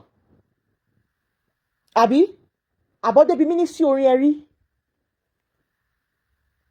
àwọn Empress Bọ́lá gan tí wọn ò búyàn lórí Facebook yìí wọ́n sì ń wá kí wọ́n káyé dá wọn mọ̀ Mega Bali ọmọ ẹrú lásán tó ń wá connection ìwọ wá ṣùgbọ́n òfo ló mú lọ wọn bó ògo nẹ́sàbọ̀dọ̀ ológo wọn bó ògo tó fi abẹ́rẹ́ àtòwú gan fún ẹ ó tún wá bàjẹ́ lórí Facebook ẹnu ẹ lè gbó ṣáṣá ṣùgbọ́n ayé ò gbó lẹ́ni tí ò wá fún ẹ kọ́ máa dédé ṣe ẹ kọ́kọ́ máa wá fún wọn olọ́mọ títí ẹ but you are supporting evil torí pé o rò pé bí a kọ́ máa fún ẹ connection ẹkún ló bá dé mo gbà yé ló máa fúlágì méjì ó wà ń sunkún ẹlẹ́sìn ó sunkún ẹlẹ́lẹ́yẹ àyàwó lé and your children will be watching you tó máa ní kí ló ń pa ẹlẹ́kún wọn fẹ́ flag page ẹ ṣèbó ń ṣe dáadáa lórí TikTok tó wà tẹ́lẹ̀ irú ẹ̀wà wa náà ń gbẹ̀mí tó bá gbé ẹ̀mí wọ́n ní church tí Mega Bali lọ tó bá gbé ẹ̀mí tí ẹ̀ bá fi ìfọ́ tí kẹ́ fi dá padà ẹ̀mí èṣù ló gbé kò ń ṣe ẹ̀mí tọlọ́run iṣẹ́ tara ló fẹ́ jẹ́ kò ń ṣiṣẹ́ ẹ̀mí onífìlà bíi fìlà bẹ̀bẹ̀ ó pé pàǹsára sórí àwọn amúnibúkérúbú ẹ̀dá àwọn amúnibáláṣọ fífún ìwọ kọ́mìn lásán tó o tiẹ̀ tí ìrìn ṣàjẹ́ o ò tí ì ṣe hit song kankan ẹ bá mi tẹ love and like ajọ́ ń ṣe ṣó ni ẹ lè bá sọ mí di rédíò tó o tí ì ṣe hit track kankan àwọn twin stuff fẹ́ kó máa lọ ṣe wọ́n ọmọ kan jáde ní ìsìn tó ń kọrin ọmọ yóò ju ọmọ 5 years lọ Mega Bali ayé ọmọ yẹn bẹ́tẹ̀ ọmọ 5 years yẹn ayé ọmọ yẹn ó bẹ́tẹ̀ ẹ̀ gan ayé ọmọ yẹn ò wọ́n fún beat gbogbo yẹn òṣì tó kọ́ bí tó ti lọ gbọ̀dínà ìdílárí àrórín Mega Bali ìdílárí àrórín tí mo bá ṣe yẹn tán ẹ bá mi bi Mega Bali jókòó tádé ọmọọba tábà anything bẹ́ẹ̀wúrẹ́ bá bojú wẹ̀yìn afẹ́pẹ́ fẹ́lẹ́pẹ́ àgùntàn bá bojú wẹ̀yìn afẹ́pẹ́ fẹ́lẹ́pẹ́ òdìlé aláwo kùrùkẹrẹ ọmọ ilé okúrò jókòó tádé o Mega ló sọ wípé òun èmi ò ní sọ pé òun Mega sọ wípé àbí tálẹ́ lè tó bẹ́yìí ó ní wípé Mega testimony ìjẹ́ ẹ ti gbọ́ wípé Mega testimony o ti ní accident lọ́nà rest in peace to her ó mà ṣe o ilé ẹ̀ ń jẹ́ èèyàn àti gbé Mega Bali relé àbí kó tó bá mú ẹ tó lè wo ẹlẹ́ran ara bíi titi ẹ ẹ̀yin tẹ́ bá fẹ́ romance Mega Bali torí mo ṣe ṣó lè yò wọ́n wá rò pé ẹ tó bá ti bí àmẹ̀bọ máa ní ẹ filẹ̀ no for where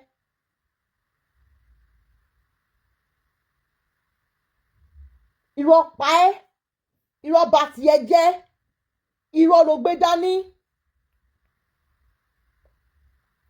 ìwọ máa rò pé ẹ fẹ́ ṣèkà ẹ fẹ́ ṣe nǹkan fáwọn èèyàn ẹ fẹ́ yẹ káwọn èèyàn ṣe padà fún yín kíníkan kíníkan. àgbo lásán ni so I've never joined anybody to cause innocent children. I will never do that. ẹ máa gbélé yòó. I will never even bẹ́ẹ̀ náà tiẹ̀ jà tó bá dá àwọn ọmọ mi ṣépè mo máa close chapter ẹ̀ forever ni. Mega ó pé bí wọ́n ṣe bá tiẹ̀ jẹ́ ẹ jẹ́ kí n play Mega.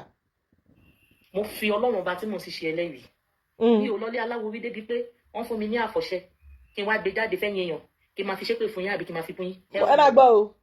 please ọjọ́ yẹn mo ń ṣe content mo ń ṣe live mi lọ jẹ́jẹ́ láìfẹ́ mọ̀ pé Mega ń káàṣì cruise ni àgbo àwọn ọmọ tí mo fẹ́ sè ni ẹ lọ wo nǹkan tí. kò ń ṣe àgbo àfọ̀ṣẹ ni Mega àfọ̀ṣẹ ló gbá sórí Facebook. Mega kí ló dé tó kọ́ RIP sí Jókòtádé lórí ṣé o ní mọ Jókòtádé rí ṣé o ní personal issue pẹ̀lú Jókòtádé tó bá ti di ọ̀la máa ṣe party of how Mega ẹ mọ̀ ká ti ṣe ti màmá Esabod àti ti ta Jókòtádé títí màmá Esabod yẹn tó mẹ́rin. èmi ò sẹ́ nǹkan tó ń jáfọ̀ ṣe mi mọ bó ṣe rí ó mọ̀ tó bá mọ̀ òníwá display ẹ̀. So I've never joined anybody to cause innocent. But you join social. Oh, okay. You never join anybody to cause innocent children. But ìwọ lè bú àwọn àgbàlagbà pé kíkú pa wọ́n. Ìwọ lè sọ pé kí Jókòtádé o. Tí ó kì í ṣe Jókòtádé tó pẹ́ pa àwọn ọmọ ẹ̀ máa dàgbà ṣojú ẹ̀. Pé kí wọ́n wà kó ṣubú sínú accident. Àbí? Màá yọ nọ́mbà tí mo pin. ó dọ̀la tílẹ̀ bá mọ́ dáadáa ní dédé aago 10 ni màá wá táwọn ará UK máa ti jí àwọn ará Naija máa ti jí Tọ́pẹ́ Mega Bali ọkàn ẹ ò ní balẹ̀ ọkàn ẹ máa pòrúurú bó ṣe parọ́ yẹn tó bá lè ṣe fọ́mọdé. And I will never do that. Why you lying? Why you lying? Mega yóò ṣe bá ti tiẹ̀ jẹ́ báyìí ọmọ tó bá parọ́ àjálè Mega ṣé kò ti fẹ́ ọwọ́ lórí ìdíwé tó fi mú rọ yìí lámbà yìí pọ̀ kí ló dé Mega lámbà wọn ju lámbà yìí kan fún mi láwọn lámbà kan fún mi jẹ ní Mega Bali wòlíì Mega Bali tó gbá fọ̀ṣẹ́ dání ìwọ hùwà ìka ó hùwà èké kúkú lọ́jọ́ ìnáwó babaláwo. I will never even bẹ́ẹ̀ máa tiẹ̀ jà tó bá gbé àwọn ọmọ mi ṣépè mo máa close chapter ìfọ̀rẹ́. orí ẹ ò pé ṣáwọn tó blog ní ṣọ́bù àwọn ọmọ ẹ̀ ṣé wọ́n sọ̀rọ̀ nípa ẹ̀ ṣé sábà ẹni tí ń mọ̀ bóyá òun exist ṣé wọ́n rí péjì ẹ rí àwọn tó jẹ́ senior ẹ̀gọ́ tó bá lórí Facebook gan wọn ti dá wọn lóhùn talk less of you.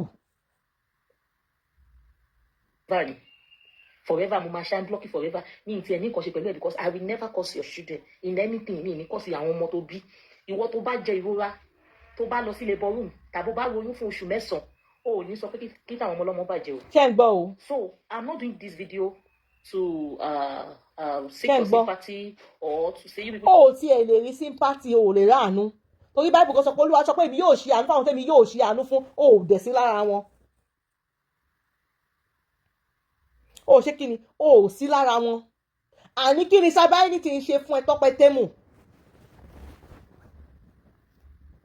tó fi rò pé RIP ló tọ́ sí tó fi rò pé accident ló tọ́ sí gbogbo nǹkan tẹ́ ẹ bá rò sí ẹni ẹlẹ́ni pátápátá ó yá ẹ bẹ̀rẹ̀ gbé ẹ̀yin fúnra ara yín lẹ máa bẹ̀rẹ̀ gbé ogun yín torí mi ò mọ ogun orí burúkú tó náà ń jà ogun wo ló ń jà ẹ́ ogun ìdílé ọkọ ò jà ẹ́ ogun ìdílé ìyá ò jà ẹ́ ogun ìdílé bàbá ò jà ẹ́ ogun abẹ́rẹ́ ló ń jà wọ́n fúnra rẹ̀ gbogbo ló ń fa òun fi abẹ́rẹ́ ló fi ń gún rẹ̀ pa lógún fi ń jà ẹ́.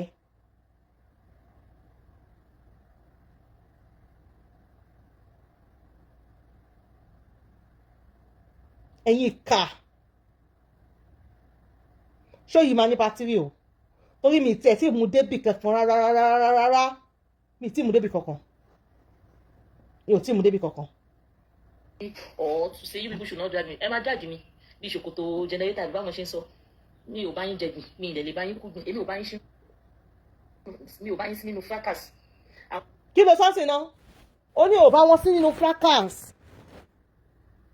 àbórí ọmọ yìí ti kọrin ni ó bá wọn wo sí nínú àbórí ọmọ yìí yí mi Tọ́pẹ́ mo ti sọ ẹ gbọ́dọ̀ pé ní Tọ́pẹ́ Tẹ́mù mọ́ lórí Facebook yìí ẹ lè gbọ́dọ̀ pé ní Mega testimony mọ́ Mega Bali ló ń jẹ́ ní ìsìn sísáde ẹ̀ka lẹ́sẹ̀ wa Mega Bali lórúkọ ẹ̀ ìtìjú tó dé bá wòlíì Bali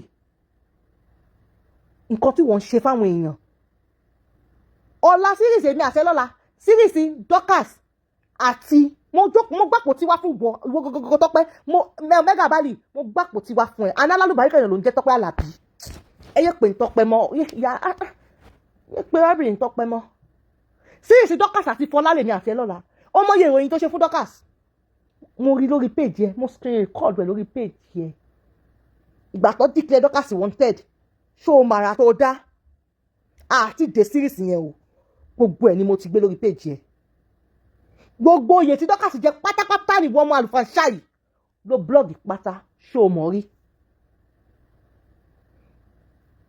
àwọn àìsàn ìwà lọ́kàn series Fọlá Tinubu ìwọ wá níwọ depression so ìwọ ò fi pé àwọn tí wọ́n kọrú eléyìí sí ẹ̀wọ̀n kan tí mo ṣó yìí o àwọn tí wọ́n kọ pé mọ́tò pa wọ́n tí mọ́tò jẹ́ tó kọjá ò ṣubú tí kú kọ́kọ́ ò dé just last year níbí báyìí she has deleted it all I screen record it I have enough bóyá òun ò mọ̀ pé ọjọ́ báyìí máa dé sí ìwọ ò mọ̀ pé ọjọ́ báyìí máa dé ìwọ ò mọ̀ pé ọjọ́ báyìí máa dé when I say I have enough I'm not joking ṣebí page Tọ́pẹ́ Tẹ́mù mo ti lọ screen record kìíní mo tún ní full video ẹ̀ lọ́wọ́ page Tọ́pẹ́ Tẹ́mù ni mo ti screen record kìíní mo tún ní fídíò ẹ̀ lọ́wọ́ page Tọ́pẹ́ Tẹ́mù ni mo ti screen ẹ wò kọ́ tó kọ fún Dorcas bí meet Dorcas Adéyínká the most wanted ọmọ tí wọ́n sọ lọ́wọ́lọ́wọ́ page ta ni mo ti screen record ẹ̀ mo ní fídíò ẹ̀ lọ́wọ́ àní odi tí Dorcas tó post lélẹ̀ torí ẹ̀ mo ṣe gbé pẹ̀lú page ẹ̀ tó má fi nù mí lájí ẹ pípé ò sí nínú fracas má fi nù mí mo mọ̀ jẹ ó wà nínú fracas ó ń ṣọwọ́ sóbò nínú fracas ó gbàpò tí wá sórí fracas ìwọ tó mọ̀ ìyá àyọ̀bú tó orúkọ rẹ sábọ̀dù yẹn pẹ́ sábọ̀dù ológo ìwọ tó ògùn ẹ ti ṣá ìwọ tó o ti kó bókó tó darúgbó ìwọ tí kò ti kọlù ìwọ tẹ́ pé gbogbo alignment ẹ ti bàjẹ́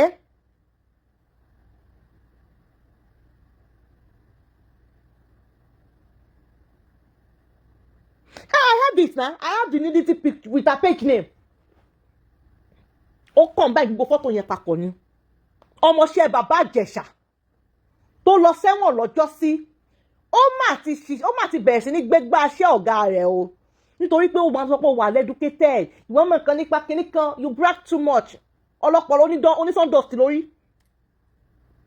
Mi ò ní personal issue pẹ̀lú ẹ̀ náà. I don't know you. Oh, ṣe mí now. But if you can just pick up random people on Facebook and block them, bully them without them even doing nothing.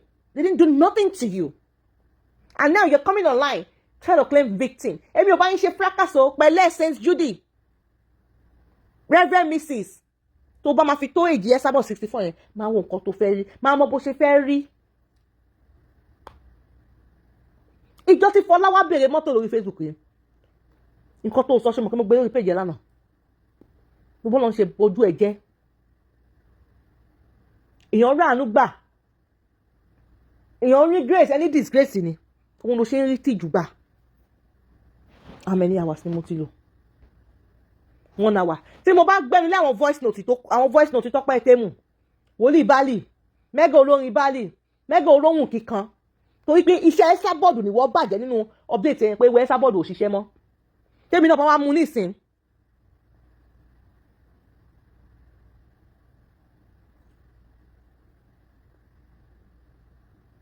tèmi náà bá wá mú iṣẹ́ orin tó nǹkan kí wọ́n máa ṣe kíní kan ẹ má gbé bẹ́ẹ̀ ṣáta tó fún ó wà dènà yín ó wà disappoint yín báwo láyé ẹ ṣe máa feel wọ́n kàn fi iná ra ẹ lára lásán. báwo ló ṣe wá fi lọ́la kó wá jí láàárọ̀ ọ̀la kó kàn bá picture everywhere Instagram kó kàn gbé káàkiri pé kankan ṣọ̀tá ẹ̀ tí kankan ò dẹ̀ ṣe é tó mi ò gbàdúrà kó kú Ọlọ́run ò fẹ́ kó ẹlẹ́ṣẹ̀ bí kò ṣe kó ronúpìwàdà ó dẹ̀ lè ronúpìwàdà lọ́dún yìí kò sí ìdáríjì fún ẹ lọ́dún yìí tí bá ti ń ṣe ṣé báyìí làwọn máa ń pè mí kò sí ìdáríjì fún ẹ lọ́dún yìí tó bá ti di ọ̀la èmi àti Tọ́pẹ́ Tẹ́mù àní scott láti ṣètò tó bá ti di ọ̀la a máa continue show yẹn a máa parí ẹ̀ tí bá bẹ̀rẹ̀ voice note yẹn mi ní play ẹ̀tàn bó má ṣe bí sẹ́ǹtì tó bá ṣe bí sẹ́ǹtì tó bá wá pé ò ní pé lọ ó lè dá mi lóhùn fún mi reply jẹ́ ká jọ ṣe show fúnra wa náà ó mọ̀ pé ó lè bọ́ta kó ní àbó ilé ìfẹ́ ṣe kinní kan ọ̀gbẹ́ni gbẹ́mi tàbí ẹ̀jẹ̀ mi kan jẹ́ ká jọ gbéra wa tàbàyé kó yẹ kí n máa dá ilé òun normal bọ̀ torí pé ọkàn wọn máa ṣe bí ìyá Jésù nìwọ ẹ pè mí kí fún yín ní phone number DRS service apartment ó wà ní 2 minutes drive sí Ìkẹjà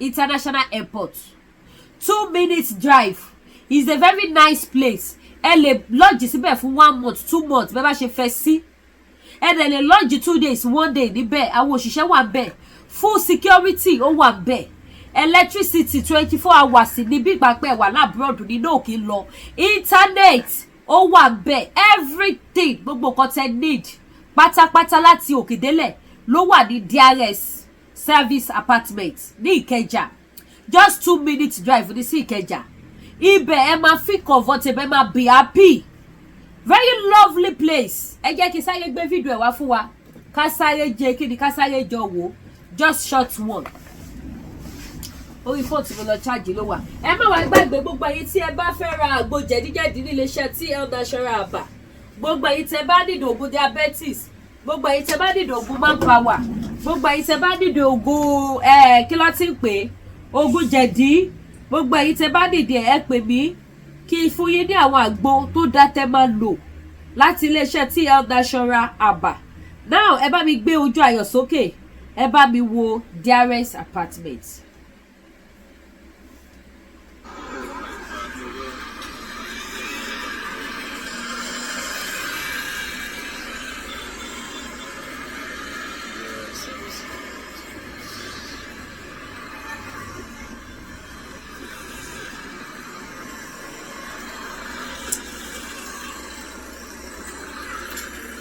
Ibẹ̀lẹ̀ wò yẹn ìta ìnìyẹn. Very nice place.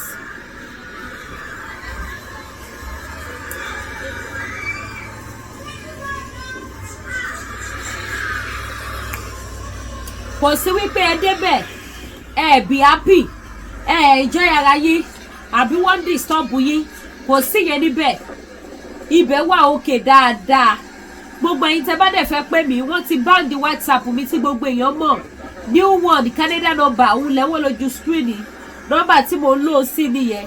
Gbogbo environment hotel yẹn, apartment yẹn, òun lẹ́ ń wò yẹn. Gbogbo environment ẹ̀, òun lẹ́ ń wò yíká yẹn.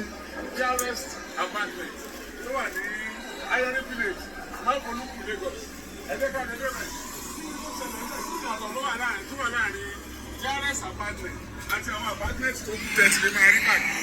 Tàbá débẹ̀ ẹ̀ máa mọ̀ ní tó fi jẹ́ pé tẹ̀ bá wálé láti ìlú òyìnbó àbí ẹ fẹ́ ṣe kankan lẹ́kọ̀ọ́. Dearest Apartment tó wà ní Ayọ̀ní Village, Máfolúkù, Lagos. Òun lè máa dé sí ọkọ̀ bá mi fi hàn wọ́n náà. Bá mi fi hàn wọ́n. Ẹ jẹ́ kí gbogbo bẹ̀rẹ̀ lórí security. Ẹ jẹ́ kí n láti bẹ̀rẹ̀. Ẹ ti bá mi pa ni. Ibi náà ti máa mọ́nítọ̀ gbogbo nǹkan tó ṣẹlẹ̀. Ọwọ́ ìtì mo nílẹ̀ ẹ̀kọ́ ti wà ókè. Ọwọ́ ọ̀gá tí mo nílẹ̀ ẹ̀kọ́ tó tẹ̀ náà yẹn. Ó ti wà ókè ẹ̀kọ́ tó lásán fún mi. Ẹ̀kọ́ tó gbé mi ọ̀wọ́. Yes, gbogbo nǹkan tó ṣẹlẹ̀ pátápátá náà mọ́nítọ̀ ń bí. Everything tó ṣẹlẹ̀ ní DRS. Tó bá ti tẹ̀ gbogbo rooms everywhere, gbogbo apartment, gbogbo nooks and crannies tó wà ní DRS apartment ṣẹ́yìn. Wọ́n lè máa rí bí. Àwọn security ló ní bí. Ọ́fíìsì wọn ni. Táwọn security wọn ni. Ọ̀yà sọ́ọ̀. Àwọn security wà ní àwọn ọlọ́wọ́ àríkẹ́ tó wọlé. Ọ̀yà àtúntò ìjọ ń wọlé. Ọ̀yà àtúntò wọlé wọlé. Ẹ̀rọ wa tó bẹ̀rẹ̀. Ẹ̀rọ wa tó bẹ̀rẹ̀. Generator wà lélẹ̀. Soundproof generator. Soundproof generator. Ìmọ̀ níbí. Ibi làwọn kọ́ máa àgbẹ̀mọ̀ àwọn apartment yẹn ní àbí. So ìkan nínú àwọn apartment yẹn ní ilé mélòó ni apartment wà tó àbí? Mẹ́fà. We have 6 apartments. Let me have that thing. We have 6 apartments here. Níbi room yìí nìyí. Bá tẹ television kí wọ́n wò. Okay. This is your kitchen. This is your kitchen. Kitchen lele. Kitchen lele. Ìwọ ló ní tó fi lọ. Ó wà ní Ayọ̀ní Village, Máfolúkù, Oṣòdì, Lagos. Toilet and bath lélẹ̀. Toilet and bath. Toilet and bath lélẹ̀. Toilet and bath lélẹ̀. Yeah, this is the bedroom. Bedroom lélẹ̀. Ṣé bẹ́ẹ̀dì kọ́ ni? Yes, sir. So this is the bedroom. Apartment yìí lélẹ̀. Wardrobe. Lọ́ba kó gbogbo aṣọ yín sí. Yorùbá wà nílé yìí. Ẹ tún jẹ́ ká tẹ̀síwájú tó tí bẹ́ẹ̀dì yẹn ó fàyè gan o. Àwọn bẹ́ẹ̀dì tí wọ́n tó máa ń to ẹ̀yìn ló wà bẹ́ẹ̀ o. Àwọn ètò máa ń to ẹ̀yìn. Tó wá fẹ́ kọ project ni o. Àbúfẹ́sì assignment kan ò lè wá bí. Ibi ilé ni wọ́n ti rọrùn dáadáa. Ọ̀rọ̀ amúbárẹ̀ àti wíwẹ̀. Enjoy yourself. Wọ́n tó fẹ́ kọ wíwẹ́ tọ́jú fẹ́ bí. Wàá máa fi síbẹ̀. DRS apartment tó wà ní Ayọ̀ní Village, Máfolúkù, Oṣòdì, Lagos. Ibẹ̀ la wà. Now, apartment kan lélẹ̀. Mo fọwọ́ kan ògiri mo ní ó lágbára o. Wọ́n kà sí oṣù ọ̀gbìn. Mo máa yẹ jẹ́ ẹ̀kẹ́ ọlọ́run stuko. Kí lẹ́ pè é? Stuko. Stuko ni wọ́n pè é. Wọ́n náà tún lélẹ̀. Stuko ni ó ti sún lọ́rí. Àwògbé. Stuko lélẹ̀ náà. Ló ní bí ká mú mi. Fún wa lómi síbẹ̀. Ẹ ṣeun. Ẹyọ kan lélẹ̀.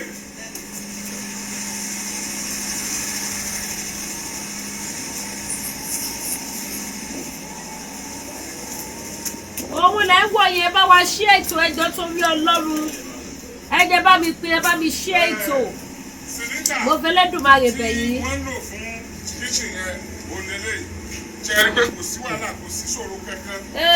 àti rogo lọ́wọ́ kí ló lóun jẹ́ ọmọ alẹ́ lẹ́yìn ò báyìí Rashidi ìdí tó gbé síta ni mò ń wò. àkúrú fún mi ní tí mo fẹ́ bó ṣe ṣe yìí rò pé ó ní nǹkan gidi mú bó ṣe ṣe yìí o tó bá mú kú mú.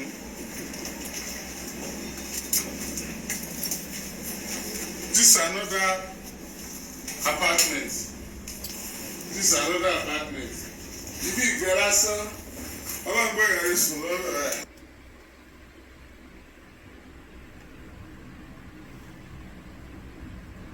òun lè rí yẹn o ẹ̀yin ìyá yìí bàbá mi dearest apartment ó mú yes fídíò pọ̀ ọ̀tá yẹn ká fi mọ bẹ́ẹ̀ yẹn program yìí ti ń gùn ẹ má wá gbàgbé gbogbo ẹ̀yin tẹ́ bá fẹ́ ra ọṣẹ ìṣẹ́gun ọṣẹ àánú ọṣẹ awẹ́bíwẹ́ èpè ìtúwọ́ ẹtúwọ́ lọ́rọ̀ mi ẹgẹ́ ráyè ṣe ti tèmi àràgbé láyé gbogbo àwọn nǹkan tẹ́ lè lò ó wà available gbogbo ẹ̀yin tẹ́ fẹ́ kọ́nà yìí ṣí tẹ́ fẹ́ pàdé olóore aláàánú ní kíákíá tẹ́ fẹ́ rìn kó ire àwọn nǹkan tẹ́ lè lò ó wà available nǹkan àdúrà ni àdúrà ń gbà tá bá mọ̀ pé tá bá mọ̀ sọ tá bá mọ̀ àwọn àyájọ́ àdúrà yẹn lò àwọn kí ló máa ti pè àwọn àṣírí kan bẹ nínú bíbélì tó jẹ́ wípé èèyàn tó bá ní kíní ló máa mọ̀ pé yes this is a very important key kí tó wá important ni láti ṣẹ́gun oṣó láti ṣẹ́gun àṣẹ láti ṣẹ́ ogun àwọn ìka ènìyàn so gbogbo ẹ̀yin tẹ́ bá ní ìdáwọ́ nǹkan àdúrà lọ́lọ́kan òjọ̀kan lóríṣiríṣi I get them for here iṣẹ́ wà tẹ́ lè lò ẹ tọ́jú ara yín àràgbé láyé kò ṣe dúró wò ẹni tó bá dákẹ́ nínú ayé ìtayà bá dákẹ́ bẹ́ẹ̀ dẹ̀ ṣe ń wo yẹn bíbélì gan sọ ó ní kírísítẹ́nì má ti wá ìsinmi gbọ́ bí áńgẹ́lì ẹ ti ń wí láàrin ọ̀tá ló wà máa ṣọ́ra máa dira àwọn òkè ọ̀nà owó lálẹ́ lò láti máa fi ṣẹ́ ogun wọ̀nyí òun ni ká tọ́jú ara wa ká lo àjò ọlọ́run ò kọ́ àjò ìbániláyé jẹ́ nìkan lọ́lọ́run kọ́ but láti fi protect ara ẹ láti lè fi wẹ ojú burúkú kúrò lára ẹ láti lè fi dá ibi padà sórí oníbi láti lè fi ṣe ohun ẹ̀yọ́nú káyé kó yọ́nú sí ẹ kó ráàánú gbà kí tọmọdé tàgbà kó bẹ̀rẹ̀ sí ní fẹ́ ọlọ́run ò kọ́rú àjò bẹ́ẹ̀ o so gba yìí tẹ́ bá nídìí àwọn nǹkan spiritual items tẹ́ lè lò spiritual items sí lọ fà ó lọ fa mi ya because kì í ṣe nǹkan kan ẹyọ kan là ń battle pẹ̀lú we battle with a lot of things nǹkan tá à ń fèsì pọ̀ so àwọn nǹkan tí ẹ lè lò lóríṣiríṣi gbogbo ẹ̀ ló wà ń bí báyìí lóríṣiríṣi ó depend lórí nǹkan tẹ́yin bá ṣe kíni tẹ́ bá nífẹ̀ẹ́ sí bó jẹ́ nǹkan ìyọ́nú àwọn olè àgbàlẹ̀ bá fẹ́ bó jẹ́ nǹkan awẹ́bíwẹ́ èpè ni tó bá jẹ́ wípé àrìnà kóre ni tó bá jẹ́ pé oore kíákíá mélòó ni mo fẹ́ kà tó bá wá jẹ́ wípé back to sender wẹ ègún wẹ èpè tó bá wá jẹ́ free from bondage ìtúsílẹ̀ àwọn kan ìtúsílẹ̀ ẹlòmíì wọ́n ti dè é kò pàdé olóore wọ́n ti dè é wọ́n ti dànkan bò ó olóore òrírọ̀rẹ́ aláàánú òwà kan gbogbo ọwọ́ àwọn nǹkan tẹ́ lè lò bẹ́ẹ̀ yẹn láti lè fi ṣe kiri láti lè jẹ́ kọ́nà yìí ṣí kọ́nà yìí kọ́là láti lè fi dójú ti Sátánì àtàwọn ọmọ ogun ẹ̀ ó wà available lọ́dọ̀ Lady K Efi Oluwasho we have different type of spiritual items here and the different type of work iṣẹ́ wọn yàtọ̀tọ̀ tí bá tọ́nu kámẹ́rà sí rí bí mo ṣe tó gbogbo ẹ̀ iṣẹ́ oníkálukú yàtọ̀tọ̀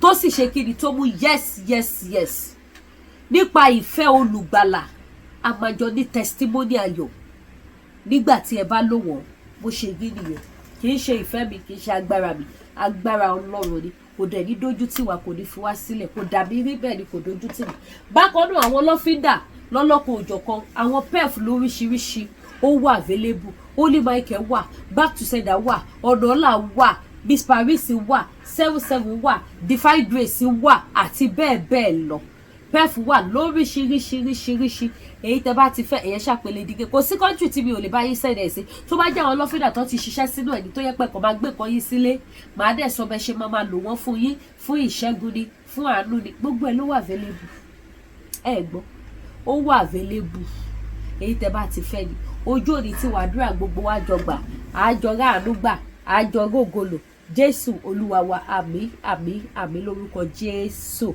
Ẹ má gbàgbé láti subscribe sí YouTube wa. Ẹ má dẹ̀ gbàgbé pákúrúmọ́kọ́dọ́ dáadáa gbogbo àwọn àgbo TL natural herbal. Ẹ̀yin tẹ́ bá ní diabetes confam lélẹ́yìí o apá àti òṣì. Oògùn diabetes wà, oògùn jẹ̀díjẹ̀dí ó wà, oògùn manpower tó máa jẹ́ kókó yín lẹ dáadáa kó ṣiṣẹ́ dáadáa. Òun náà wà available. Èyí tẹ́ bá ti fẹ́ ní ẹ̀yẹ́ ṣàtìpele DK Ìfẹ́ Olúwa show. Tó bá dẹ̀ jáwọ́ fine wig lẹ bá fẹ́ gbogbo lówó lọ́mọ. Tó bá jáwọ́ wig lóríṣiríṣi náà lẹ bá fẹ́ gbogbo ẹ̀kún bíbá yìí. Anyone tẹ́ bá ti fẹ́ ẹ̀yẹ́ ṣàtìpè mí. Ẹ pè mí sórí aago. Orí aago tẹ́ máa pè mí sí. Òun lẹ wò yẹn máa lo aago ti tẹ́lẹ̀ o. Aago ti tẹ́lẹ̀ wọ́n ti band ẹ̀. Eléyìí ni kẹ́ ṣe kí ni kẹ́ pè wá sí. Ojú òní ti gbogbo àdúrà gbogbo wa gbà àjọba ànúgbà.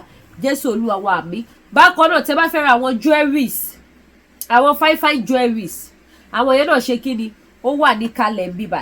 Ẹ pè mí, ẹ ṣé gan mo dúpẹ́ o. Ẹ jọ̀ọ́ mo fẹ́ lẹ́dùnmarè bẹ̀yìn mi ní contact àwọn èèyàn mọ́ lọ́wọ́, so ẹ jọ̀ọ́ ẹ bá mi share program mi.